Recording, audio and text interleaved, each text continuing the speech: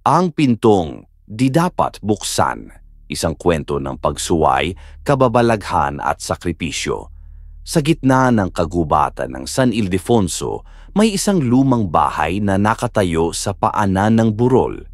Dito nakatira si Lolo Tasio, isang tahimik ngunit kilalang albularyo at tagapagbantay ng isang bagay na ni minsan ay hindi niya binuksan. Isang bakal na pintuang may 4 na kandado, nakasemento sa ilalim ng kanyang bahay. Walang sino man ang pinapapasok sa silid na iyon, kahit ang apo niyang si Elmo, na siya na niyang pinalaki mula pagkabata, ay mahigpit niyang pinagbawalan. Anak, tandaan mo ito habang nabubuhay ka.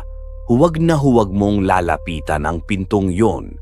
Huwag mong titingnan, huwag mong gagalawin. Ngunit habang tumatanda si Elmo, mas lalo siyang kinakain ng kuryosidad. Bakit ganoon kahigpit si Lolo? Ano ba talaga ang laman ng silid na iyon? Minsan na rin niyang nakita ang matandang umiiyak habang pinapalitan ang mga kandado. At sa tuwing kabilugan ng buwan, naririnig niyang may kung anong tumatama sa loob ng pinto, tila nangungusap. Ang gabi ng pagsuway dumaan ang mga taon. Umabot sa 17 si Elmo. Isang gabi, kabilugan ng buwan, habang wala si Lolo Tasio, tinawag sa kabilang baryo para gamutin ang isang may sakit. Hindi na nakatiis si Elmo. Kinuha niya ang susi mula sa ilalim ng altar at isa-isang inalis ang mga kandado. Sa huling lagitik ng bakal, biglang bumigat ang hangin. May amoy na parang pinagsamang asupre, dugo at agnas. At mula sa dilim ng silid, lumabas ang 6 na nilalang. Maputla, mahaba ang kuko, pulang-pula ang mata at may halakhak na ubod ng lamig. Matagal kaming nakakulong. Salamat sa iyo, batang hangal. Pagdating ni Lolo sakto sa pagbukas ng pintuan ng bahay, dumating si Lolo Tasio, nakasakay sa kalabaw. May dala pang buntot ng pagi at langis. Nang makita ang silid na bukas at ang kanyang apo na takot sa sahig, alam na niya ang nangyari.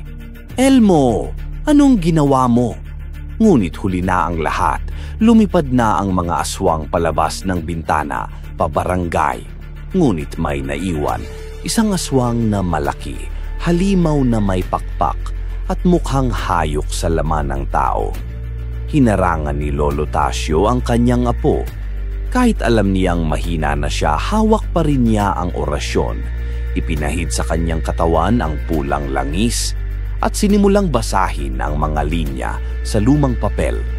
Sa liwanag ng dugo, sa tapang ng pag-aaruga, sa ngalan ng buhay ng apo ko, itaboy ka sa bangin ng dilim. Sinugod siya ng aswang. Tinamaan siya ng matatalas na kuko. Napunit ang kanyang damit, lumabas ang dugo. Ngunit kahit hirap na hirap, hinarang niya ang nilalang hanggang sa makatakbo si Elmo, palabas ng bahay. Ang sakripisyo, pagbalik ni Elmo sa bahay kinabukasan, wala na ang katawan ni Lolo Tasio. Ang pinto sa ilalim ay muling nakasara, ngunit hindi na mapapakinabangan. At mula sa labas, naririnig na ang mga iyakan ng mga tao sa baryo. May mga nawawala, may mga bangkay na tuyo.